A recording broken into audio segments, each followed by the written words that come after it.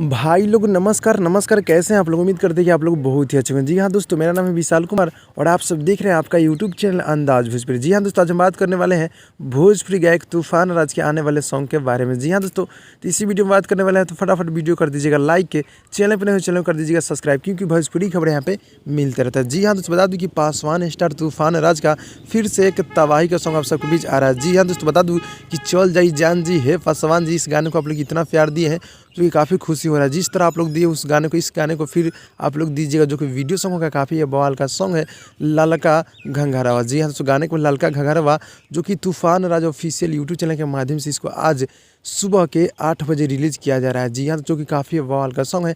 हमारे भोजपुरी गायक तूफान राज और viral girl Shivani Singh ji song को गाए, यानी कि ड्यूट सॉन्ग है, काफ़ी बवाल का सॉन्ग है। और उनके ही चैनल से तूफान राज ऑफिशियल यूट्यूब चैनल के माध्यम से इस गाने को आज रिलीज़ किया जा रहा है, आज सुबह के 8 बजे। तो आप सब देखिए, काफ़ी बवाल का सॉन्ग है। और बता दूं कि जितने भी भाई लोग देख रहे हैं, तो आप लोग अंदाज भोजपुरी चैनल को सब्सक्राइब कर दीजिए, क्योंकि भोजपुरी खबर यहाँ पे मिलते रहते हैं। और सोनू संगम जी हमारे गीत को लिखे हैं और जेपी तिवारी जी के म्यूजिक है, काफ़ी बवाल के म्यूजिक दिए हैं। और गाने को आज ही रिलीज़ किया जा रहा है, आप लोग देखिएगा। और बता दूँ कि अपडेट अच्छा लगा तो लाइक कीजिएगा, चैनल को सब्सक्राइब कीजिएगा। मिलते हैं अगली वीडियो में, तब तक के लिए बाय बाय दोस्तों।